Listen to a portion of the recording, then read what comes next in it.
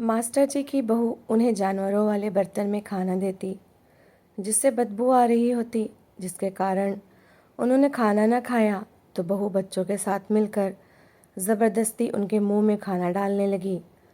तो उसी समय उनका बेटा आ गया। तो पत्नी बोली, अपने पिता से कहो खुद खाना खा लिया करें, अब हम इनके मुंह में खाना भी खुद डालेंगे क्या? ये सुनकर बेटे ने मास्टर जी को बहुत बुरा भला कहा। मास्टर जी ने सारी रात परेशानी में गुजारी और अगले दिन जब बहू जानवरों वाले बर्तन में दोबारा खाना लेकर आई तो उसके पैरों के नीचे से ज़मीन निकल गई। जब मास्टर जी ने, अरे बुढ़े, सुनाई नहीं देता क्या? जल्दी खाना खाओ, मुझे बर्तन उठाने हैं, और भी 100 काम होते हैं, पर तुम्हारे नखरे ही ख़त्म नहीं होते। मास्टर जी की बहू 1 घंटा पहले खाना देकर गई थी, मगर जब बर्तन उठाने आई तो थाली वैसी की वैसी रखी हुई थी।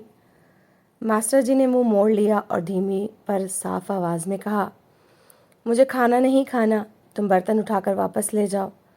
उनके स्वर में थकान भी थी और बेबसी भी, मगर बहू के कानों तक ये बात गुस्से की चिंगारी बनकर पहुंची। मास्टर जी की बात सुनकर बहू के माथे पर बल पड़ गए और उसकी आंखों में नफरत साफ नजर आने लगी। वो ज़ोर से अपने बच्चों को पुकारते हुए कहने लगी, आज फिर तुम्हारे दादाजी ने खाना नहीं खाया, तो क्या ख्याल है इन्हें खाना खिला दें? उसकी आवाज़ में ताना भी था और एक अजीब सी कठोर खुशी भी। पोते पोती हंसने लगे और कहने लगे, माँ, आज तो फिर से इतने दिनों बाद हम मस्ती करेंगे, बड़ा मज़ा आएगा। उनके चेहरों पर मासूमियत नहीं बल्कि एक सीखा हुआ अत्याचार झलक रहा था, जो उन्होंने अपनी माँ से सीखा था। ये कहते हुए सबसे छोटा पोता आगे बढ़ा और उसने मास्टर जी का एक हाथ पकड़ लिया, दूसरे ने दूसरा हाथ मजबूती से थाम लिया, जबकि बेटी ने उनका सिर पकड़ लिया। वो बेबस होकर उनके बीच जकड़ गए। उनकी कमज़ोर हड्डियाँ बच्चों के हाथों में जैसे कैद हो गई थीं। बहू ने बर्तन में से खाना उठाया और ज़बरदस्ती मास्टर जी के मुंह में डालने लगी। मास्टर जी बार बार नामे सिर हिला रहे थे और होठ भींचकर विरोध कर रहे थे, मगर उनके शरीर की कमज़ोरी उनके इरादे पर भारी पड़ रही थी। इसी बीच अचानक बहू का पैर फिसला और वो धड़ाम से ज़मीन पर गिर गई। उसके गिरने की आवाज़ से कमरे में एक पल के लिए सन्नाटा छा गया। असल में उसका पैर खाट से नीचे चला गया था और चादर के नीचे कुछ दिखाई नहीं दे रहा था। जब वो गुस्से में उठकर खड़ी हुई तो उसने चिढ़कर चादर हटाई। चादर हटाते उसके चेहरे का रंग बदल गया। खाट के नीचे सारा खाना बिखरा हुआ था जो सड़ चुका था और उसमें से बहुत गंदी बदबू आ रही थी। वही चिकनाहट उसके फिसलने का कारण बनी थी, क्योंकि सफाई करने का विचार उसे कभी आया ही नहीं था। ये क्या किया बुढ़े तूने, इतना सारा खाना बर्बाद कर दिया, उसने चिल्लाते हुए कहा। उसकी आवाज़ में गुस्सा भी था और अपनी बेइज्जती का दुख भी। वो समझ रही थी कि मास्टर जी उसकी दी हुई हर चीज़ शांति से खा लेते हैं, पर सच्चाई आज उसके सामने आ गई थी। खाट के नीचे पड़ा हुआ खाना उसकी लापरवाही और अत्याचार दोनों की गवाही दे रहा था, पर अपनी गलती मानने के बजाय उसने सारा दोष मास्टर जी पर डाल दिया। गुस्से ने उसे जैसे पागल कर दिया। वो तेज़ी से आगे बढ़ी और उसने मास्टर जी का मुंह ज़ोर से पकड़ लिया, फिर ज़बरदस्ती खाना उनके मुंह में ठूसने लगी। मास्टर जी की आंखों में डर और पीड़ा साफ झलक रही थी। वो बार बार सिर हिलाकर मना कर रहे थे। 1-2 बार उन्होंने हाथ मारकर खाना गिराने की भी कोशिश की, मगर बहू ने उनकी कोई बात न सुनी। आखिरकार उसने ज़बरदस्ती उन्हें खाना खिलाकर ही दम लिया। मास्टर जी की आंखों में बेबसी के आंसू भर आए। वो कुछ कहना चाहते थे, पर उनके होठ जैसे सिल गए। उनके अंदर का दर्द उनकी आंखों से साफ झलक रहा था। उसी पल दरवाज़ा खुला और उनका बेटा कमरे में आया। उसने जो ये दृश्य देखा तो एक पल को रुक गया, पर उसके चेहरे पर हमदर्दी की जगह गुस्सा उभर आया। मास्टर जी की बहू तुरंत बोली, अपने पिताजी से कहो कम से कम खाना तो खुद खा लिया करें। अब क्या मैं इनके मुंह में खाना डालने भी आया करूं? रोज़ ज़बरदस्ती करनी पड़ती है, वरना खुद से नहीं खाते।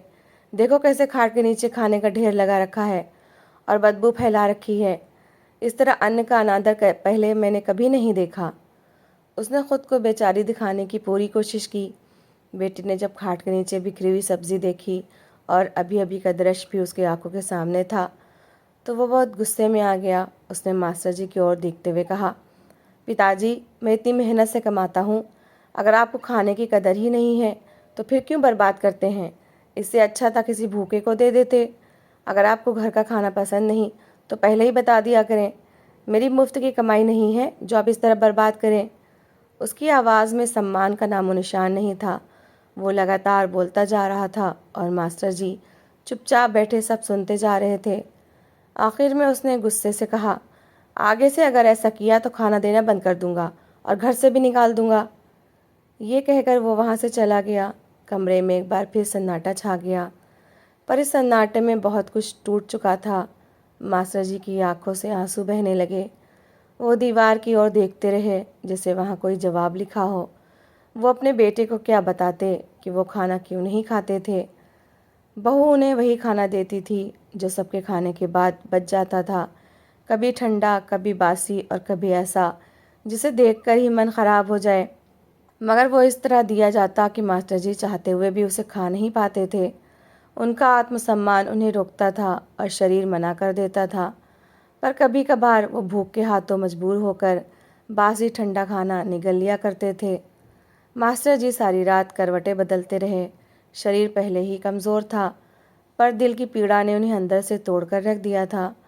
वो सिर्फ बुढ़ापे के मारे नहीं थे, बल्कि एक पुरानी पेट की बीमारी से परेशान थे, जिसमें ज़रा सी लापरवाही भी जानलेवा हो सकती थी। डॉक्टर ने सख्ती से मना किया था कि वो सिर्फ साफ बर्तनों में बना ताज़ा और हल्का खाना खाएं, क्योंकि ज़रा सी गंदगी उनके पेट में इन्फेक्शन बढ़ा देती थी और तेज़ दर्द और उल्टी कमज़ोरी का कारण बनती थी। पर ये बात वो किसको बताते? जिस घर में उनकी आवाज़ का कोई मूल्य ही ना रहा हो, वहाँ बीमारी का जिक्र भी मजाक बन जाता है। वो आंखें बंद किए पुराने दिनों में खो गए। एक समय था जब यही घर उनके नाम था। उनकी बहू उनके आगे पीछे घूमती थी। समय पर खाना, साफ सुथरे कपड़े, इज्जत और मीठी ज़ुबान, सब कुछ था। वो खुद भी दिल खोल कर खर्च करते थे। बेटे को कारोबार में जमाया, घर बनाया, हर सुख सुविधा थी। फिर एक दिन बेटे के कहने पर उन्होंने ये घर उसके नाम कर दिया। उस दिन उन्हें लगा था कि उन्होंने अपने बेटे का भविष्य सुरक्षित कर दिया है, पर असल में उन्होंने अपने ही पैर पर कुल्हाड़ी मार ली थी। घर जैसे ही बेटे के नाम हुआ, बहू का व्यवहार बदलने लगा। धीरे धीरे उसकी ज़ुबान में कड़वाहट आ गई, सेवा ख़त्म हो गई और इज्जत कहीं खो गई। पहले पहल वो बचा हुआ खाना देने लगी, कभी ठंडा, कभी बासी। फिर उसने एक नया तरीका निकाला। घर में बच्चों को जानवर पालने का शौक़ था। उन्होंने बिल्लियाँ और एक कुत्ता पाल रखा था। उनके बर्तन अलग रखे जाते थे। बहू ने वही बर्तन उठाकर उसमें खाना देना शुरू कर दिए। कहने को वो उन्हें धोकर लाती, पर उनमें एक अजीब सी गंध बसी रहती जो मास्टर जी का मन ख़राब कर देती। वो जानते थे कि ये वही बर्तन हैं, पर कुछ कह नहीं सकते थे। अगर ज़ुबान खोलते तो ताने और बेइज्जती अलग से मिलती। शुरू में उन्होंने कई बार हिम्मत करके बेटे को बताने की कोशिश की, पर बहू हर बार पहले ही उसके कान भर देती। वो कहती, पिताजी बहुत नखरे करते हैं, खाना बर्बाद करते हैं, हमें तंग करते हैं। बेटा भी धीरे धीरे उसकी बातों में आ गया। उसने कभी खुद जाकर नहीं देखा कि उसके पिता के साथ क्या हो रहा है। उसके लिए वही सच था जो उसकी पत्नी बताती थी। मास्टर जी ने एक लंबी सांस ली और आंखें खोल दी। सुबह हो चुकी थी। शरीर में कपकपी थी और पेट जल रहा था। रात का ज़बरदस्ती खिलाया गया गंदा खाना अपना असर दिखा रहा था। वो उठने की कोशिश करने लगे, पर चक्कर आ गया। बड़ी मुश्किल से खाट का सहारा लेकर बैठ गए। कुछ देर बाद दरवाज़ा ज़ोर से खुला। बहू हमेशा की तरह एक थाली उठाए अंदर आई। आज भी वही जानवरों वाला बर्तन था जिसमें खाना रखा हुआ था और बदबू पहले से ज़्यादा तेज़ थी। उसने थाली खाट के पास रख दी और कठोर स्वर में बोली, जल्दी खा लो बुड्ढे, मुझे और भी काम है, तुम्हारे पीछे पूरा दिन नहीं फिर सकती। मास्टर जी ने थाली की ओर देखा। उनके गले में जैसे कुछ अटक गया। उन्हें डॉक्टर की बात याद आई और अपनी हालत भी। कल रात का असर अभी तक ख़त्म नहीं हुआ था। अगर वो ये खाना खाते तो शायद इस बार उनका शरीर सहन नहीं कर पाता। उन्होंने हिम्मत करके धीमी आवाज़ में कहा, ये खाना मैं नहीं खा सकता, मुझे पेट की बीमारी है, मुझे साफ़ बर्तन में ताज़ा खाना चाहिए। बहू एक पल को रुकी, फिर मजाक उड़ाते हुए हंसी। बीमारी? अब नई कहानी शुरू हो गई है। जीवन भर तो कुछ नहीं हुआ, अब अचानक नखरे शुरू हो गए हैं। मास्टर जी ने पहली बार थोड़ी मजबूती से कहा, मैं झूठ नहीं बोल रहा, मुझे सच में बीमारी है। ये बर्तन साफ़ नहीं होते और इससे मेरी हालत ख़राब हो जाती है। बहू का चेहरा कठोर हो गया। उसने आगे बढ़कर थाली उठाई और पास ले जाकर बोली, खाना है तो यही खाओ, वरना भूखे रहो। मेरे पास इतना समय नहीं है कि तुम्हारे लिए अलग से खाने और बर्तनों की व्यवस्था करती फिरूं। ये कहकर वो मुड़ने लगी, पर अचानक मास्टर जी के अंदर कहीं से हिम्मत जाग गई। उन्होंने कमज़ोर हाथ से थाली को धक्का दिया। थाली ज़मीन पर गिरी और सारा खाना बिखर गया। कमरे में एक पल को सन्नाटा छा गया। बहू पलटी और उसकी आंखों में गुस्सा भड़क उठा। अच्छा, तो अब ये हाल है, इतनी हिम्मत आ गई है तुम में। इसी शोर में बेटा भी आ गया। उसने ज़मीन पर गिरा हुआ खाना देखा और फिर पिता की ओर घूरा। अब क्या परेशानी है? बहू तुरंत बोली, देख लो अपने पिता को, मैं इतनी मेहनत से खाना लाती हूँ और ये है कि ज़मीन पर फेंक देते हैं, ऊपर से बहाने बनाते हैं कि बीमारी है। बेटा गुस्से में आगे बढ़ा और कठोर स्वर में बोला, पिताजी, आखिर अब आप चाहते क्या हैं? हम आपकी सेवा ही तो कर रहे हैं। मास्टर जी ने बेटे की ओर देखा। आंखों में आंसू थे, पर इस बार उन्होंने चुप रहने की बजाय बोलने का फैसला किया। कौन सी सेवा? क्या तुमने कभी देखा है कि मुझे क्या खिलाया जाता है? बेटा चौंक गया। क्या मतलब? मास्टर जी ने कांपते हाथ से एक और इशारा किया जहां बर्तन गिरा पड़ा था। जाकर देखो वो बर्तन कौन सा है। बेटा आगे बढ़ा। उसने बर्तन उठाया और ध्यान से देखा। उसके चेहरे पर हैरानी फैल गई।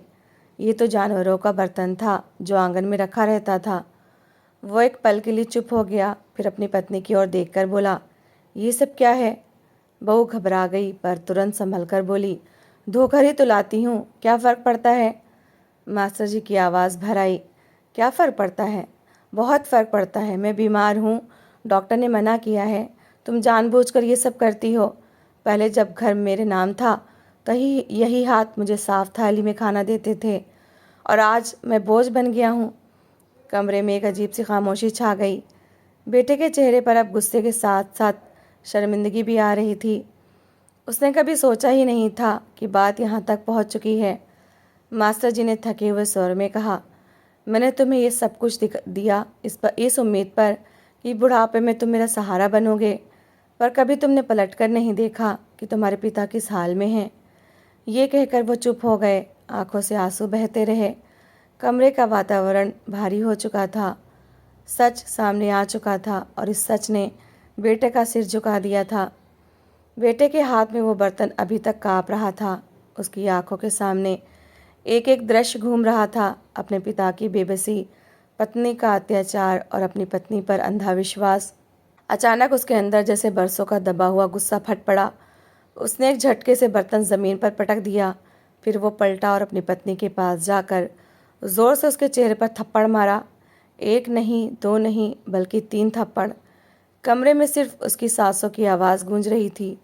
वो चिल्लाते हुए बोला, तुमने मेरे पिता के साथ ये सब क्या किया और मैं अंधा बना रहा? तुमने मुझे भी अपने साथ पाप में भागीदार बना दिया। तुम्हें ज़रा सा भी ईश्वर का डर नहीं आया? बहू डर कर पीछे हट गई। उसकी आंखों में पहली बार डर साफ था। वो कुछ कहना चाहती थी, पर शब्द उसका साथ छोड़ गए थे। बेटे ने तुरंत मास्टर जी की ओर देखा। उसकी आवाज़ अब टूट चुकी थी और उसकी आंखों में आंसू थे। पिताजी, मुझे माफ़ कर दें, मैंने आपके साथ बहुत गलत किया, मैं आपका दोषी हूँ। मास्टर जी ने बेटे को देखा। उनकी आंखों में नमी थी, पर चेहरे पर एक अजीब सा सुकून आ गया था, जैसे उन्हें बरसों बाद किसी ने सच में देखा हो। उसी दिन बेटे ने फैसला कर लिया। उसने घर की बैठक को साफ करवाया और वहाँ एक आरामदायक खाट, साफ बिस्तर और ज़रूरी सामान रखवाया। फिर उसने अपने पिता को वहाँ शिफ्ट कर दिया। बैठक का दरवाज़ा जो अंदर खुलता था, उसने हमेशा के लिए बंद कर दिया। अब इस दरवाजे के पार ना कोई बेइज्जती थी, ना कोई जहर भरे शब्द। उस दिन के बाद सब कुछ बदल गया। बेटा खुद सुबह जल्दी उठता, अपने पिता के कपड़े धोता, उन्हें नहलाता, दवाइयाँ समय पर देता और अपने हाथ से खाना बनाकर साफ थाली में देता। शुरू शुरू में उसके हाथों में वो कुशलता नहीं थी, पर उसकी नीयत साफ थी। धीरे धीरे वो सब सीख गया। मास्टर जी हर बार उसे देखते तो उनकी आंखें भर आती। वो अक्सर कहते, बेटा देर से ही सही पर तुमने मुझे अपना लिया। पत्नी कई बार दरवाजे तक आई, उसने माफ़ी मांगने की कोशिश की, कभी आंसू बहाए, कभी मिन्नतें की, पर बेटा हर बार खामोशी से उसे वापस भेज देता। उसके स्वर में अब गुस्सा नहीं था, पर एक ठंडी दूरी की दीवार खड़ी हो चुकी थी। समय गुजरता गया, बेटे का व्यवहार अपनी पत्नी के साथ नरम तो हो गया, पर उसके दिल का भरोसा कभी वापस ना आया। वो अक्सर एक ही बात दोहराता, तुम अपने किए का फल एक दिन ज़रूर भुगतोगी। ईश्वर के यहाँ देर है, अंधेर नहीं। कुछ साल इसी तरह गुजर गए। मास्टर जी की सेहत धीरे धीरे और कमज़ोर होती गई, पर अब उनके दिल में कोई बोझ नहीं था। उन्हें सुकून था कि उनका बेटा उनके साथ है। अपने अंतिम समय में वो बार बार अपने बेटे के सिर पर हाथ रखते और आशीर्वाद देते। उनकी ज़ुबान पर यही शब्द होते, ईश्वर तुम्हें खुश रखे, तुमने मेरा मान रख लिया। और एक दिन वो खामोशी से इस दुनिया से चले गए। उनके जाने के बाद घर का माहौल बदल गया, पर बेटे के दिल में एक खालीपन रह गया। वो अक्सर बैठक में जाकर देर तक चुपचाप बैठा रहता। वही खाट थी, वही कमरा था, पर अब वहाँ सिर्फ यादें थीं। कुछ ही महीनों बाद उसका विदेश का वीज़ा लग गया। उसने जाने का फ़ैसला किया। बाहर से वो सब कुछ ठीक कर चुका था, पर उसके अंदर एक बोझ था जिससे वो खुद भी भागना चाहता था। वो पत्नी और बच्चों को वहीं छोड़कर प्रदेश चला गया। वहाँ वो दिन रात मेहनत करता, खुद सादा जीवन जीता और सारा पैसा बच्चों के लिए भेजता। बाहर से वो एक ज़िम्मेदार इंसान बन चुका था, पर रात को जब वो अकेला होता तो उसके दिमाग में वही दृश्य आ जाते, अपने पिता की बेबसी, वो गंदा बर्तन और अपनी खामोशी। वो अक्सर सोचता, पता नहीं ईश्वर मुझे माफ़ करेगा या नहीं, मैंने बहुत देर कर दी थी। इसीलिए वो वापस आने से कतराता रहा। साल गुजरते गए, पर उसका दिल कभी हल्का ना हुआ। इधर घर में समय ने एक और मोड़ लिया। बच्चे बड़े हो रहे थे।